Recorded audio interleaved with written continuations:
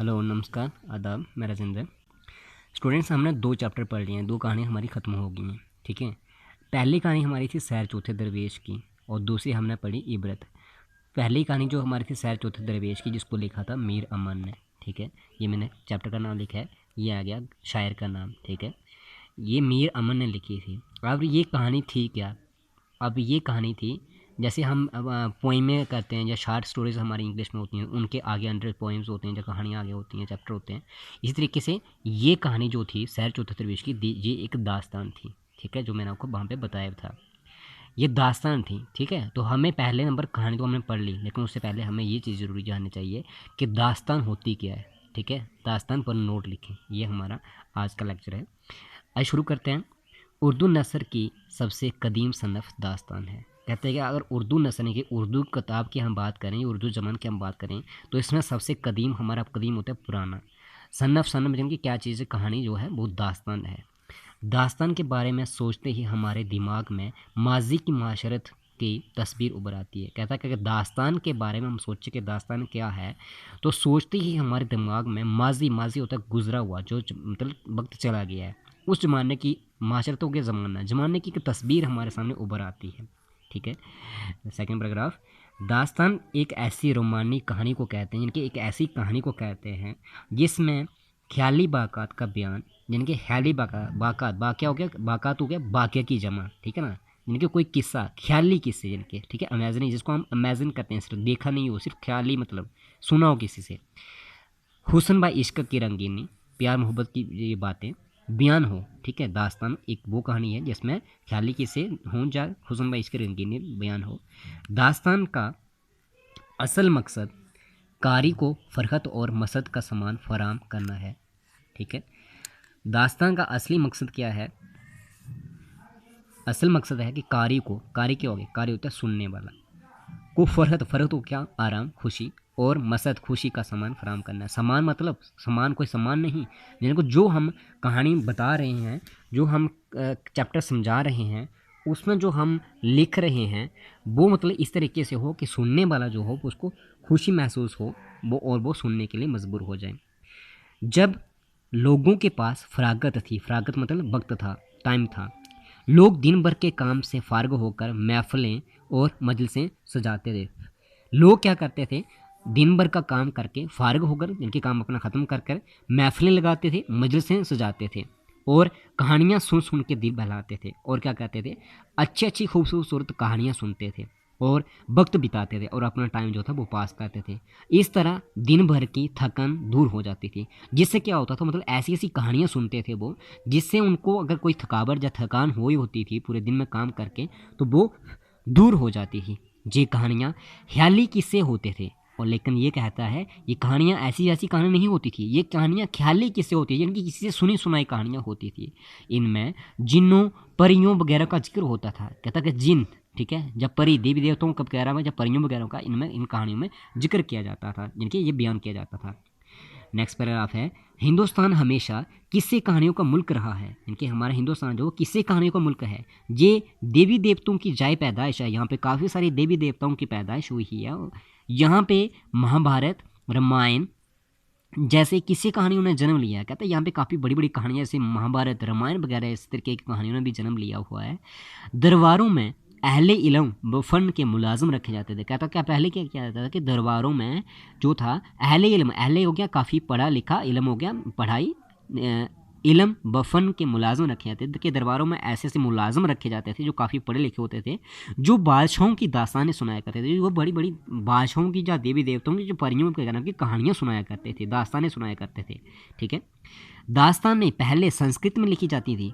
वो पहले पहले क्या था, दास्तानें संस्कृत में लिखी जाती थी, जहाँ से अरब और ईरान में की, और फिर वो कहाँ पे जाती थी, वो दास्तानें अरब में चली जाती थी, ईरान में भेजी जाती थी, मतलब वहाँ पे पढ़ने के लिए भेजा जाता था।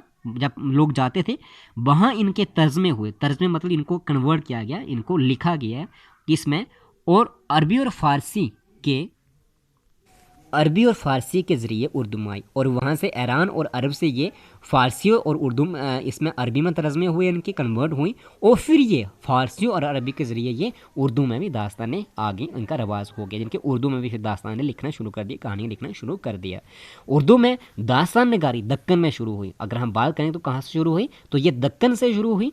इसके अलावा शुमाली हिंद में भी दास्तान लिखी गई कि शुमाली हिंद में भी, हिंदुस्तान यानी शुमाल साइड में, हिंदुस्तान के शुमाली हिस्से में भी दास्तानें लिखी गई, जिससे उर्दू दास्तान नगारी को फ़रोग मिला। फ़रोग मतलब बढ़ावा मिला, ठीक है। जनूबी हिंद में लिखी गई। मुल्ला वज़ी की सबरस उर्दू के कदीम तरीन दास्तान है। अगर हम बात करें तो सबसे पुरानी, कदीम हो गया पुराना, दो लफ्ज़ मैंने आपको बार बार बताए थे, कदीम और जदीद। कदीम होता है पुराना, जदीद होता है नया। अगर हम बात करें कि जनूबी हिंद में लिखी गई मुल्ला वज़ी एक शायर का नाम है, ये मुल्ला वज़ी की सबरस, ये सबरस इसकी क्या है, दास्तान है। ये उर्दू में कदीम तरीन दास्तान है, सबसे पुरानी दास्तान है। फोर्ट विलियम कॉलेज के क़याम के बाद मीर अमन की बागो बहार इस अदारे का अहम कारनामा है। कहते हैं फोर्ट विलियम कॉलेज जब बना तो उसमें मीर अमन जो शायर थे, जब मीर अमन एक उस्ताद के तौर पर उन्होंने काम किया था फोर्ट विलियम कॉलेज में, उनकी बागो बहार इस अदारे का अहम कारनामा है। वहाँ पे मीर अमन ने फोर्ट विलियम कॉलेज में एक दास्तान लिखी थी जिसका नाम था बागो बहार। ये दास्तानों का हकीकी ज़िंदगी से कोई वास्ता नहीं होता था, जिनके असली ज़िंदगी से, ज़िंदगी के रिलेटेड, सच्चाई में, रियलिटी में, हकीकी ज़िंदगी से कोई वास्ता नहीं होता था। दास्तान को इस तरीके से बयान किया जाता था, इस तरीके से हम पेश किया जाता था उसको कि सुनने वाले के दिल व दिमाग में वैसे ही असरात पैदा हों जो इसने खुद महसूस करूँ। कहता कि ऐसे इस तरीके से उसको बताया जाता था कि जो सुनने वाला है वो इस तरीके से सुने कि वैसे ही उसके दिल में ऐसे ख्यालात पैदा हो जाएं जैसे कि वो बंदा सुना रहा है, जो सुनाने वाला है। तो ये थी हमारी दास्तान, ख़त्म हो गई। स्टूडेंट्स, दूसरा चैप्टर जो हमारा था वो हमारा था इबरत। हमने इबरत कहानी पढ़ी जिसको लिखा था प्रेमचंद ने, मुंशी प्रेमचंद ने। अब दूसरी कहानी हमारे क्या थी, दूसरी कहानी थी हमारा अफसाना, ठीक है। पहले हमारी दास्तान थी, दूसरी कहानी थी हमारे अफसाना। तो कहानी हमने पढ़ लिया चैप्टर। अब अफसाना देखते हैं कि हमारा अफसाना क्या चीज़ है। अफसाना की मुख्तलिफ तारीफ़ें की गई, कहते हैं इसको अलग अलग बहुत सी तारीफ़ें की गई हैं अफसाने की, लेकिन आमतौर पर ये कहा जाता है, लेकिन आमतौर पर हम ये कहा जाता है, हम ये कह सकते हैं कि अफसाना वो नस्ली तहलीक है, यानी कि वो हिस्सा है, वो कहानी है जिसमें फ़न को मखलूज रखकर ज़िंदगी की तहलक से किसी एक वाक़या, तजर्बा, हादसा या कहानी को पैराई में बयान किया जाए। कहता है असल में हम अगर बात करें तो अफसाना वो चीज़ है जिसमें फ़न को मखलूज, यानी कि जिसमें थोड़ा बहुत हंसी मजाक, खुशी का, मसरत का फराम सामान भी हो, और वो ज़िंदगी के किसी तहलक से, यानी वो ज़िंदगी किसी हकीकी ज़िंदगी के बारे में किसी एक वाक़या का हो, यानी कि किसी भी इंसान की ज़िंदगी का कोई वाक़या हो, जब उसमें कोई तजर्बा किया हो, जब हासिल किया हो, जब उसकी ज़िंदगी कोई हादसा हो। इस कहानी को हम क्या करें, एक पैराए में बयान करें। पैराए मतलब एक शॉर्टकट में हम बयान करें, पैराग्राफ में हम बयान करें, और वाक़या कम से कम अल्फाज की तरबियत से हो, और जो कहानी हो उसमें कम से कम, ऐसा नहीं कि दास्तान की तरह लंबी कहानी सुनाई कि पूरा महीना दास्तानें सुनाया करते थे, ऐसा नहीं है। यहाँ भी क्या है, अफसाने में कम से कम अल्फाज में उसकी बयान किया जाए, तरबियत से इस जाबी के साथ पेश किया जाए कि इब्तदाई तजस्सुस आखिर तक बरकरार रहे। कहता है इस तरीके से उसको बयान किया जाए कि जो शुरुआती, जिनके जो इब्तदाई शुरुआती तजस्सुस था, तजस्सुस मतलब जो सुनने में मज़ा आ रहा था, वो आखिर तक बरकरार रखे, जिनके सुनने वाला आखिर तक इस तरीके से रहे कि वो उसको तैयार रहे कि मैं आगे आखिर तक सुनूंगा कि कहानी में हुआ क्या था। और अफसानाकारी के जहन में भरपूर तासर कायम किया जाए। और अफसानाकारी हुआ सुनने वाला, जो अफसाना सुनने वाला है उसके दिमाग में, जहनों के दिमाग में भरपूर तासर कायम किया जाए, यानी जो बता रहा है वो इस तरीके से बताए कि सुनने वाला इस कदर तैयार रहे कि मैंने आखिर तक इसको सुनना है। मुख्तसर अफसाना एक ऐसा नसरी किस्सा है, यानी कि अगर हम बात करें तो अफसाना एक ऐसा नसरी किस्सा है, ऐसी कहानी है जिसको पढ़ने में 1 घंटे से 2 घंटे का वक्त लगे, यानी कि शॉर्ट में छोटी नज़म, छोटी कहानी, ठीक है। कहते हैं एक अफसाना, पूरा सही अफसाना वो अफसाना है जिसको पढ़ने में 1 घंटे से 2 घंटे का वक्त लगे। अफसाना किसी शख्स की ज़िंदगी की सबसे अहम और दिलचस्प मौका को ड्रामाई शक्ल में पेश करने का नाम है। कहता है कि अफसाना वो चीज़ है जिसमें किसी शख्स की ज़िंदगी के सबसे अहम, उसमें उसकी ज़िंदगी में कोई ऐसा अहम वाक़या, या ऐसी दुर्घटना, या ऐसा कोई हादसा पेश आया हो जिसको हम क्या करें, ड्रामाई शक्ल में पेश करें ताकि सुनने वाला मजबूर हो जाए।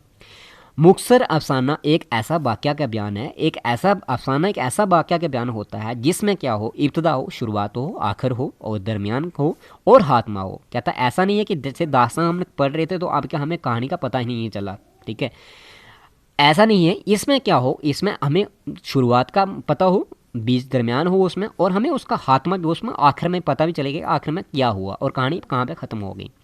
हालात व वाक़ात के पेश नज़र ऐसी सनफ़ की ज़रूरत पड़ी। कहता कि ऐसे ऐसे वक्त बदलता गया, ज़माना बदलता गया, तो वक्त के साथ साथ हमें ऐसी सनफ़, ऐसी कहानियों को ज़रूरत पड़ी जो पढ़ने वालों को कम वक्त में मसरत और तस्कीन दे सकें। तो कहता हमने जैसे दास्तान में पढ़ा कि लोग जब फ़ारिग होकर अपने कामों से कहानियाँ दास्तानें सुनते थे, उनके पास वक्त होता था, लेकिन ऐसा हो क्या, ज़माना बदलता गया, ठीक है, वक्त बदलता गया, ऐसी कहानियों को ज़रूरत पड़ी कि जो कम वक्त में सुनी जा सकें और उसमें मसरत और तस्कीन यानी कि खुशी महसूस की जाए।